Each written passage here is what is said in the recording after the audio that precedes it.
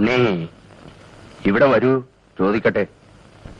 എവിടെ ആയിരുന്നു ഇയാൾ 2 ദിവസമായിട്ട്?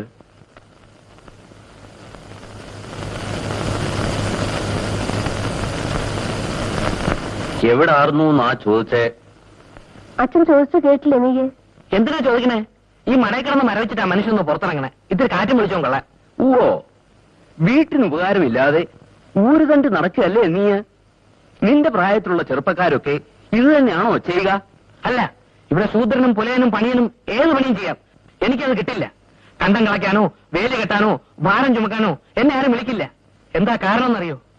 7-ാം വയസ്സിൽ ഉപനയന ദിവസം നിങ്ങൾ എന്റെ ദേഹത്ത് ചുറ്റിയിട്ടേ മുഷിഞ്ഞു മൂല. ഇല്ലം പോയി, തെരുവും പോയി, എന്നിട്ടും പുറത്തുള്ളവരെ വിളിക്കുന്നത് ഇല്ലത്ത് തിരുമേനിന്ന. പരിഹാസം അല്ലാണ്ടെന്താ? ഒക്കെ സഹിക്കാം. എന്നിട്ട് ഇവിടെ എത്തുമ്പോ വേറെ.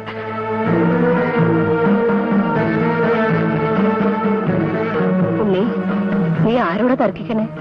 അച്ഛനെ വേദനിപ്പിച്ച ദൈവദോഷം കിട്ടില്ലേ നിനക്ക്? ഒക്കെ ഞാൻ സഹിച്ചോളാം. എനിക്ക് വിശക്കുന്നു. എന്താ വെച്ചാ തരിക. ഇവിടെ ഒന്നും ഉണ്ടാക്കിയിട്ടില്ല. പിന്നെ നിങ്ങൾ ഇവിടെ ഇരുന്ന് പഴുക്കായിരുന്നോ? അല്ലടാ, നിലവറയിൽ താക്കോല് കാണാനിട്ട. കിട്ടിയ പാൽപ്പായസമോ അടപ്രഥമനോ കൊഴുക്കിട്ടയോ എന്താ അച്ഛമ്മ ഉണ്ടാക്കി തരാം. സാവിത്രി ഇല്ലേ അവിടെ? എന്റെ രാമായണം എടുത്തു തരാൻ പറയൂ.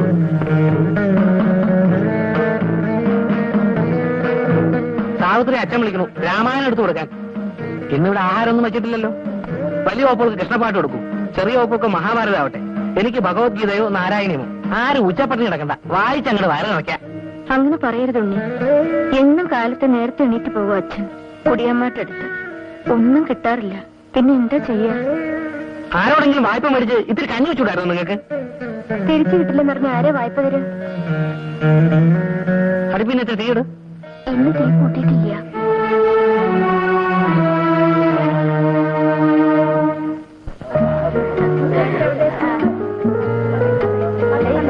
ഹലോ, നമസ്കാരം. ഞാൻ വരണം. എന്തൊക്കെ വിശേഷം? സുഖമാണല്ലോ.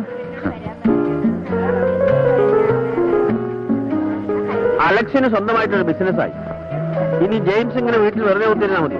ബാംഗ്ലൂരിൽ ബോട്ടിങ്ങിനുള്ള ഒരു ലൈസൻസ് ഞാൻ വിചാരിച്ചാ വാങ്ങിച്ചു കൊടുക്കാൻ സാധിക്കും.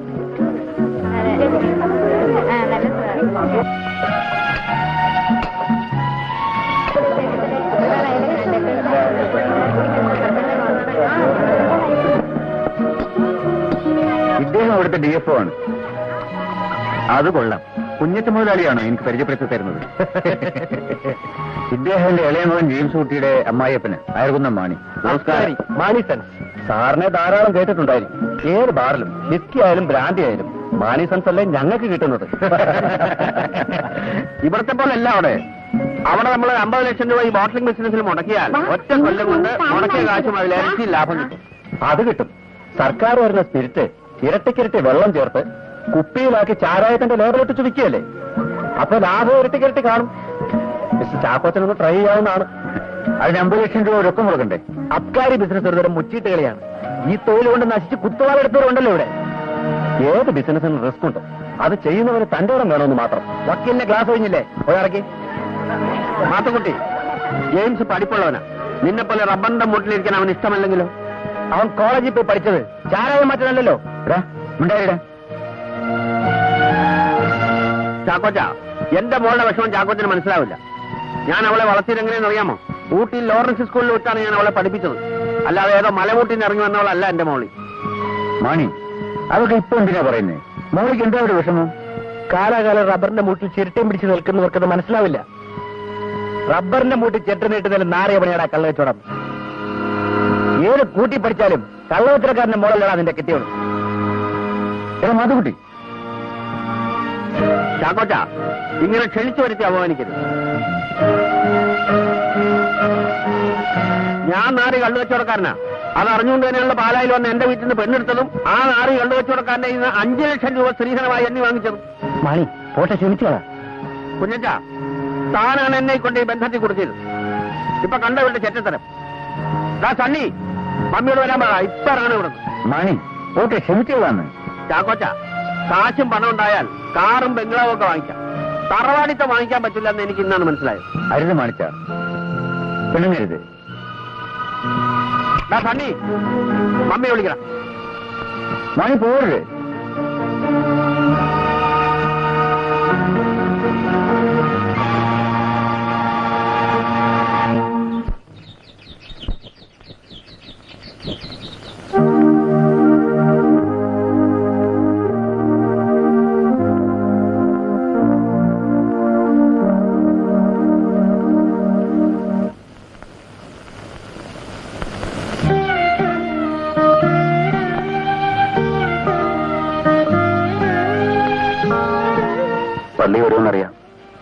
പ്രശ്നമൊക്കെ ആയിരുന്നു.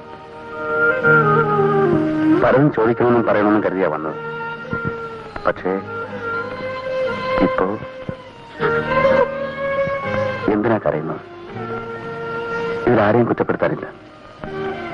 അമ്മയുടെ ഭാഗത്തൊരു തെറ്റുമില്ല. അമ്മയ്ക്ക് സുഖമാണോ?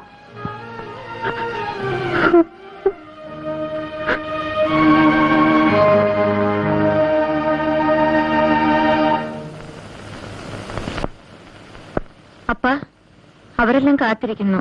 ഉണ്ണണ്ടേ? നീ ഇവനെല്ലാം കൊടുക്ക്. വല്യപ്പത്തിന്റെ കൂടെ ഞാൻ ഉണ്ണു. വേണ്ട മോനെ, വല്യപ്പത്തിന് വിശപ്പില്ല. ഇന്നലെ രാത്രി മുതലേ അപ്പനൊന്നും കഴിച്ചില്ലല്ലോ. എന്തിനാടി കഴിക്കുന്നേ? സമയത്തിന് വല്ലതും കഴിക്കാഞ്ഞ അപ്പന്റെ വയറ്റുവേദന വീണ്ടും വരും. വരൂ, അവരെല്ലാം കാത്തിരിക്കുന്നു. വാ മോനെ. ഇരിക്കുമോളി. നീ പട്ടിണി കിടന്നുകൊണ്ട് ഇവിടെ ആരുടെയും സ്വഭാവം മാറാൻ പോകുന്നില്ല. ഇരിക്ക്. അന്തസ്സുള്ള ബന്ധുക്കളോട് പെരുമാറാൻ അറിയണമെങ്കിൽ അതുപോലെ അന്തസ്സുള്ള കെട്ടിയവനായിരിക്കണ്ടേ? നിന്റെ അമ്മായിയപ്പന്റെ യോഗ്യതയാണ് പറയുന്നതെങ്കിൽ അതെനിക്കറിയാം. എന്താണെന്നറിയാം? എന്റെ ഡാഡിയെ കുറിച്ച് ചേട്ടൻ ഇനിയും പറയാനുണ്ടോ? എന്താ ഞങ്ങളുടെ ദോഷം? മോളി ഒന്ന് നിർത്ത്. ആണുങ്ങളുടെ കൂടെ ഇനി പെണ്ണുങ്ങളും പടക്കിറങ്ങിയാൽ ഇതെവിടെ ചെന്ന് നിൽക്കും? അത് മറ്റുള്ളവർ മനസ്സിലാക്കണം. എന്റെ കുഞ്ഞിന്റെ ബർത്ത്ഡേ പാർട്ടി കോഴിക്കോട്ട് വെച്ച് മതിയെന്ന് ഞാൻ പറഞ്ഞതാ. അപ്പൻ നിർബന്ധിച്ച ഇവിടെ വെച്ചാക്കിയത്. എന്നിട്ട് ആ ഗസ്റ്റുകളുടെ മുമ്പിൽ വെച്ച് നാണക്കേട്. അത് കഴിഞ്ഞില്ലേ ശൈലി, മതി. കോഴിക്കോട്ട് നിന്ന് ആരൊക്കെ വന്നതെന്ന് അപ്പനറിയോ? ഓ, വലിയ കാര്യമായിപ്പോയി. ചക്കാത്തിന് സ്കോച്ച് വിസ്കിയും വെടിയിറച്ചി മീനും താറാവും വെച്ച് വിളമ്പി ആരാടാ വരാത്തത്? അതിന് പിടിച്ച കാശിന് കണക്ക് അറിയാവോ? അങ്ങനെ ചോദിച്ചാൽ മറ്റുള്ളവരും കണക്ക് പറയേണ്ടി വരും. ഈ അന്നത്തിന്റെ മുമ്പിൽ ഇരുന്ന് വഴക്കടിക്കാടാ. മാത്ത് പിടിച്ചാൻ പറഞ്ഞ അപ്പം കേട്ടില്ലേ? ഞാൻ ഷെർലിൻ ദൂർത്തടിക്കുന്നെന്നും ക്ലബിൽ പോയി കണ്ടന്മാരുടെ മുമ്പിൽ അഴിഞ്ഞാടുന്നെന്നും പറയുന്ന ആളിന് കള്ളു കുടിക്കാനും കണ്ട വെപ്പാട്ടികൾക്ക് വീറും പറമ്പ് വെച്ചു കൊടുക്കാം. മാത്തുക്കുട്ടി, എന്റെ വയറ് എഴുതിട്ടാടാ ഞാൻ ഈ കൂട്ടത്തിൽ കൂടെ ഇരുന്നത്. എന്നെ ഒന്ന് തിന്നാൻ ചോദിക്കേ. വിശപ്പ് എല്ലാവർക്കും ഉണ്ടപ്പം. ഇന്നലെ മുതൽ മോളിയും പട്ടിണിയാ. അതിന്റെ കാരണം അപ്പനെ അന്വേഷിച്ചോ? മോളിയുടെ ഡാഡി അങ്ങേരുടെ ഗുണത്തിനല്ല, എനിക്ക് സ്വന്തമായിട്ട് ഏർപ്പാടുണ്ടാക്കാനാ പറഞ്ഞത്. അങ്ങനെ നിനക്ക് സ്വന്തമായിട്ട് ഉണ്ടാക്കണമെങ്കിൽ നിന്റെ അമ്മായി അപ്പനോട് തുറന്നു പറയടാ മുടക്കിത്തരാൻ. അന്നമ്മച്ചെടുത്തിട്ട് അപ്പം മുടക്കിയതാണോ ചേട്ടൻ ഇപ്പൊ അനുഭവിക്കുന്നത്? മോളിയെ വല്ലതും പറഞ്ഞാലുണ്ടല്ലോ, നീ എന്നെ ചെയ്യൂടാ പെങ്കോന്ത.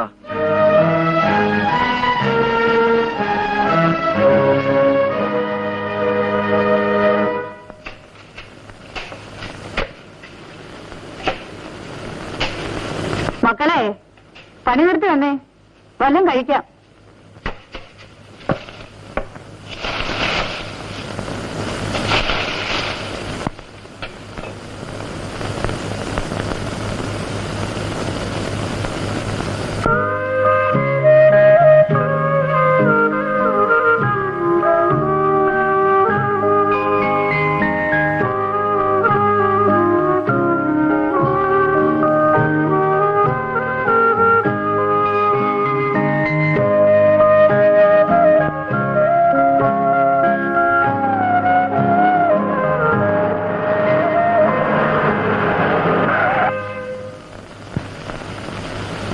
അപ്പൻ എന്നാ പണിയായി കാണിച്ചത്?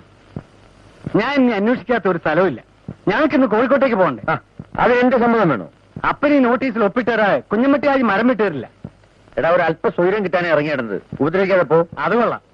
കരാർ പ്രകാരം മരം അയക്കഴിഞ്ഞാൽ ഇറ്റലിയും ജപ്പാനും ഒക്കെ വെളിയിലുള്ള പാർട്ടിയാ. അവർ കേസ് കൊടുക്കും. അപ്പൊ ലക്ഷക്കണക്കിന് രൂപയുടെ നഷ്ടപരിഹാരം കൊടുക്കേണ്ടി വരും. എന്റെ എക്സ്പോർട്ട് ലൈസൻസ് പോവുകയും ചെയ്യും. രൂപ ചോദിച്ചാൽ കിട്ടത്തില്ല. പോട്ടെ, ഇതിലൊന്നും ഒപ്പിട്ട് വന്നാൽ എന്താ നഷ്ടം? അതിനും പറ്റത്തില്ലെങ്കിൽ പിന്നെ ഞങ്ങൾ എങ്ങനെ ജീവിക്കും? മറ്റുള്ളവരുടെ മുഖത്ത് നോക്കി നിർത്തടാ, ഇങ്ങോട്ടാ.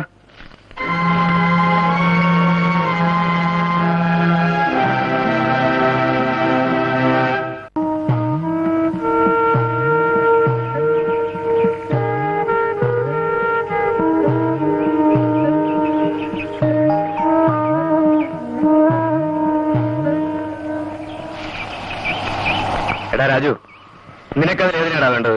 കൂട്ടത്തിൽ ചെറുതിനെ ഞാൻ എടുത്തോളാം, വലുതിനെ ഞാനും എടുത്തോളാം.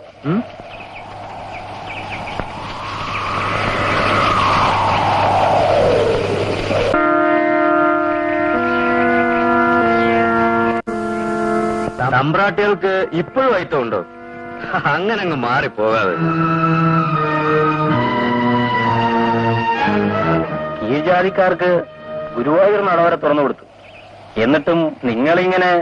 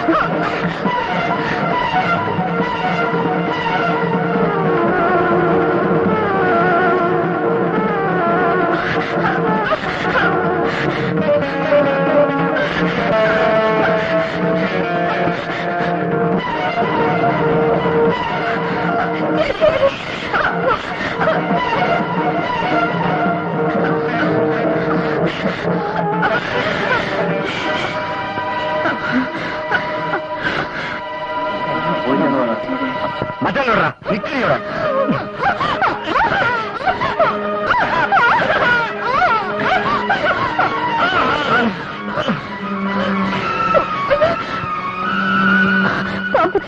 എന്നെ രക്ഷിക്കൂ.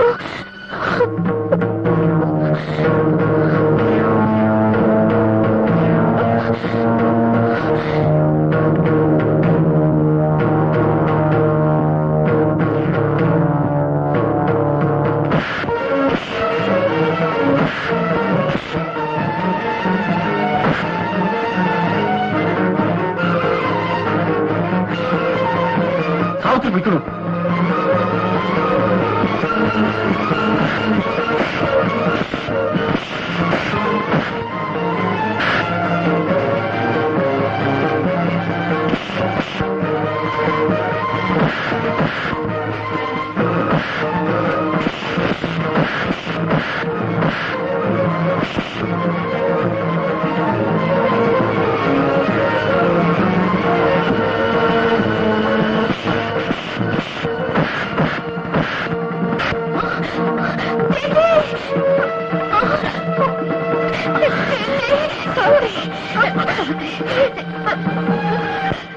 നിനക്കെന്തെങ്കിലും പറ്റോ? ഇല്ല.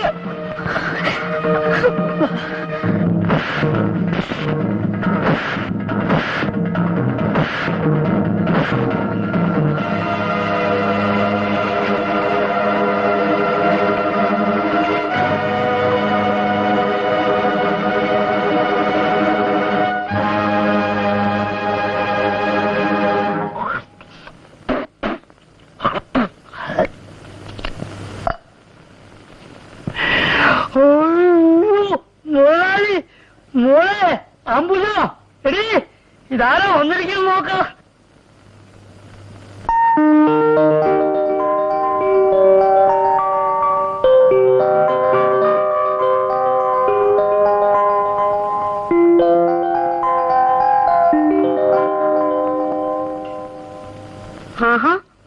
വന്നിപ്പോ പട്ടാ പോലും കയറി തുടങ്ങിയോ?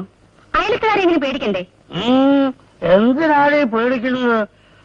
മുമ്പ് നമ്പൂതിരിമാര് സംബന്ധമൊന്നും പറഞ്ഞ് രാത്രിയും പകലും നമ്മളെ വീടുകളിൽ കയറി അറിയില്ലേ? അത് കൊള്ളാം. നമ്പൂതിരിമാരെ പോലാണോ ക്രിസ്ത്യാനികള്? ഇപ്പൊ ഇവരാടി കേരളന്മാര്. നമ്പൂതിരിമാരൊക്കെ ക്ഷയിച്ചോ. കാലാകാലത്ത് ശേഷമുള്ളവര് വന്ന് മുട്ടിയ നമ്മൾ വാതിൽ തുറന്നു കൊടുക്കണം. അതിലെന്താടി ഒരു തെറ്റ്? അമ്പുജത്തിന് പുടവ് കൊടുത്തവർ നായരുണ്ടെന്ന് ഓർമ്മ വേണം. ഓ കൃഷ്ണൻകുട്ടി അവൻ ലഡാക്കിലോ ആസാമിലോ പോയി കിടക്കല്ലേ. പാവം പട്ടാളക്കാരൻ. അടുത്ത മാസം ഇയാള് വരുന്നുണ്ട്. ലീവ് കഴിയുന്നവരെ പിന്നെ ഇവിടെ കാണും. അപ്പൊ എന്ത് ചെയ്യും? നിന്നെ അങ്ങോട്ട് വരുത്തും, എന്റെ അടുത്തേക്ക്. ഒക്കെ വെറുതെ. കാണുമ്പോഴേ ഈ സ്നേഹമുള്ളൂ. എനിക്കറിയാം. ഇവിടെ വന്നു പോയിട്ട് ഇന്നത്തെ ദിവസം 24 ഇനി എല്ലാ ദിവസവും വന്നേക്കാം. പോരെ?